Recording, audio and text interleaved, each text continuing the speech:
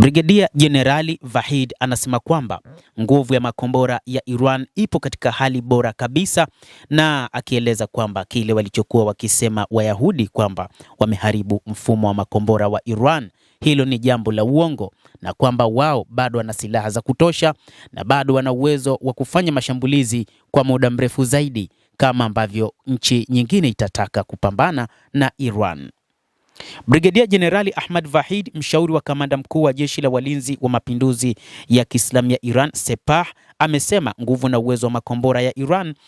iko katika hali bora kabisa ya kukabiliana na adui Israel na mataifa mengine hasimu ya Iran. Katika mazungumzo yake kuhusu uwezekano wa Israel kukiuka usitishaji wa vita na jibu la jeshi la walinzi wa mapinduzi ya Kiislamu ya Iran Sepah dhidi yake, Brigedia Jenerali Ahmad Vahid amesema nguvu ya makombora ya Iran ipo katika hali nzuri kabisa ya kukabiliana na adui mzayuni.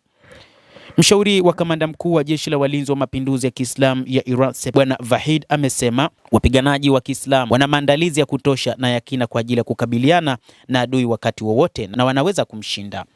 Amesema kwamba mataifa haya ya magharibi lau yasingeingilia kati, hasa Marekani, Israel ingekuwa kama ilivyokuwa ukanda wa Gaza. Ndivyo anavyosema Bwana Vahid akijibu swali la iwapo kombora la Qasem Basir litarushwa ili kumjibu adui iwapo kutatokea uvamizi mwingine wa Israel. Amesema zana nyingi zimetayarishwa kwa ajili ya kukabiliana na maadui ambazo zitatumika katika tukio la uvamizi wa adui dhidi ya ardhi ya taifa hili, anasema Vahid.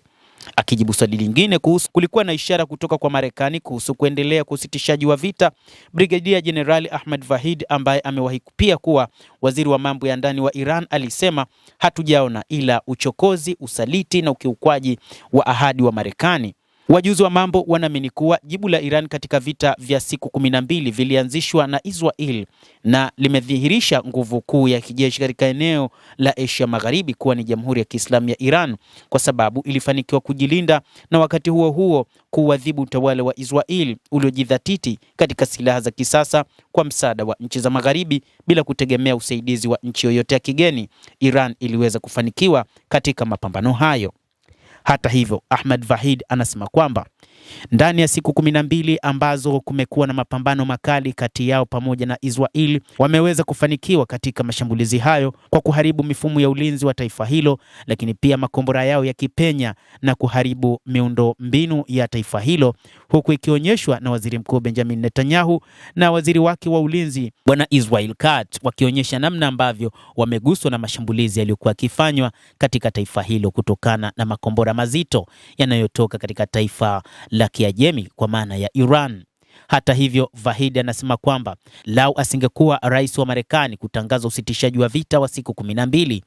Israel ingeweza kuwa mfano wa Gaza. Hata hivyo, baadhi ya maeneo yamekuwa kama Gaza, na amesema kwamba wakija kwa mara nyingine tena watahakikisha taifa hilo linaangamizwa kama walivyoiangamiza